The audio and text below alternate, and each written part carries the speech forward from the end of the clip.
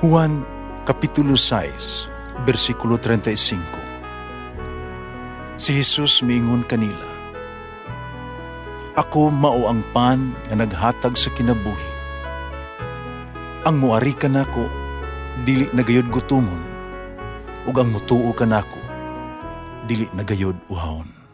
Ang mga puno Pan sa kinabuhi.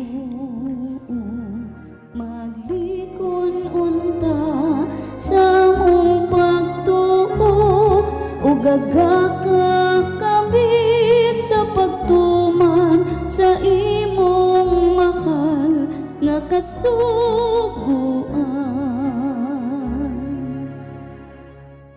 Ang Ginoo na kaninyo. Santos ng Ebanghelyo sumala ni San Juan. Jesus may ngadto siyang katawhan, "Ako mang pan nga naghatag sa kinabuhi. Ang moari kanako di nagayod gutumon, ang mutuo kanako di nagayod uhawon." Ingon ko na kaninyo na makita ikaw kanako apan wala ka mamutuo. Ang tanan nagihatag kanako sa akong amahan moari kanako. Ug ang moari kanako di ko gayud isalikway. Kinanaog ako gikan sa langit harong pagbuhat sa kabubuton sa nagpadala kanako. Ug dili sa kagulingon kong kabubuton. Kini mao ang kabubuton sa nagpadala kanako. Nga dili ako kawad-an bisag usa sa tanan niyang gihatag kanako. Ug banahawon ko silang tanan sa katapusang adlaw. Kay kini mo ang kabubuton sa akong amahan. Nga ang tanan na makita sa anak, mutuo kaniya, makabaton sa kinabuhing walay katapusan, ug banahawon ko sila sa katapusang adlaw. Ang Ebanghelyo sa Ginoo.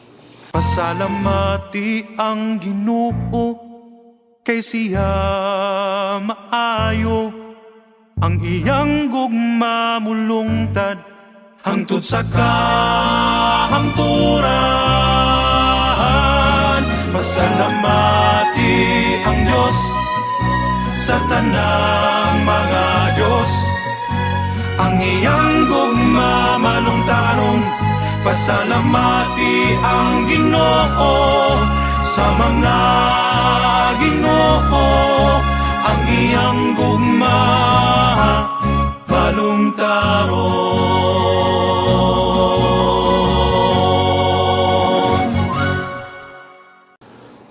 Ang kalanon matag adlaw, taga ang ginatog importansya. Kakini ang labing unang panginahanglan sa mga tao sa tibuok kalibutan. Taga nagnato gayon, prioridad pagpangita og igo nga pagkaon alang sa katawhan. Bililhon ang kinabuhi, ubuhato na to ang tanan makapalampo ni ini. Gasa kini sa Dios, bangay nato kini atimanon. Ang katuyuan sa Ginoo, nga kita makabatog himsog nga kinabuhi, o ganit tunhay pag yung kinabuhi. Kaya ang ipakaon sa to ang gikaon good, wala og dili makahatag ka nato niya ng matang sa kinabuhi, nga mo ang kinabuhing dayon. Pantungod kay gusto ni Jesus, ang Ginoo, na makabaton usab kita ni ana nato kanang kinabuhing dayon, iyang giandam alang kanato ang pagkaon nga makahimo ni ini. Gitawag niya kinig pan sa kinabuhi, bread of life. Usa kining pan sa kinabuhi nga makahatag kanato tunhay na kinabuhing dayon. O mas maayo pa, kinsa man kining pan sa kinabuhi.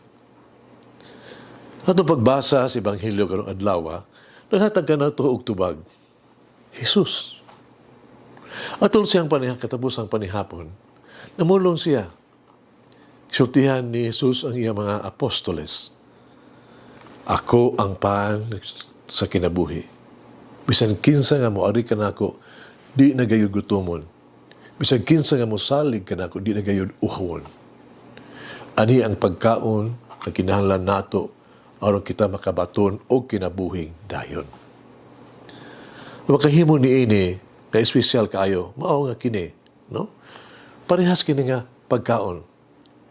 Pero ang ordinaryong pagkaon, nga atong gikaon, patay na. Pati yung unta nato, una nato kini, dayon, lutuon nato, niya kini, kanon. Apan diha kang Hesus, ang pagkaon nga atong gikaon, sa dagway sapan, buhi, kini ang kinabuhi mismo. Kini mo ang balaan nga kinabuhi. Dili ka tingala nga si Jesus. Nagpasalig ka nato nga siya nga mukaon sa iyang unod ug moinom siyang dugo. Dili mamatay kundi mabuhi sa walay katapusan. Ipasabot ni Jesus mao ang balaang Eucharistia. Din kita magkaon sa iyang unod ug moinom siyang dugo. Atong pahinumduman usab nga pagkaon sa iyang unod o pag-inom siyang dugo, labaw pa sa pagtambo sa misa ba o pagdawat sa balaang komunyon. Labaw pa ni ana. Labaw sa usab kini sa pagbaton og personal relasyon uban ni Kristo. Ipakita una pinaagis kinabuhi sa pagampo o kamalandong. Ni ikaduha, pinaagi sa kinabuhi sa pag-alagad base sa pagtahod sa kinabuhi sa tao o dignidad sa tao. Aduna kita niini nga relasyon. Pagsiguro kita nga naa kita sa hustong dalan sa atong panaw lata sa panahon ngadto sa kahanturan. Kamao ang ato ang katapusang destinasyon atong kaluwasan. Nagsun mag-ampo kita. Hinaot nga matag adlaw ni ining panahon sa Pasko sa Magkabanhaw.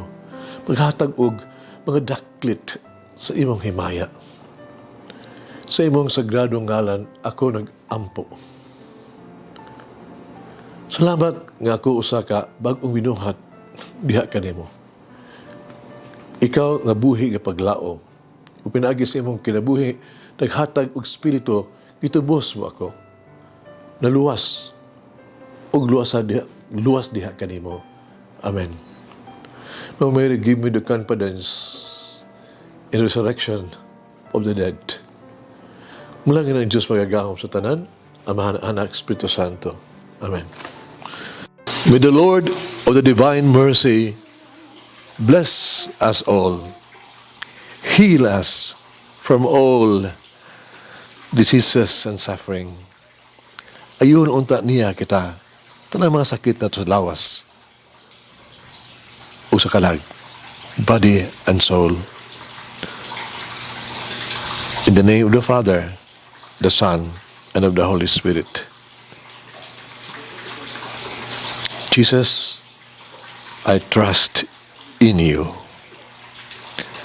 Amen. Whoever eats the bread of life will never hunger, says the Lord. Kay galaan inyong nabati ang pagpaambit ug hamubong pamalandong sa pulong sa Dios pinaagi sa tulumanon pan sa kinabuhi nga gidumala ni Monsignor Daddy Silva. Hangtod na usab sa sunod higayon, daghang salamat. The bread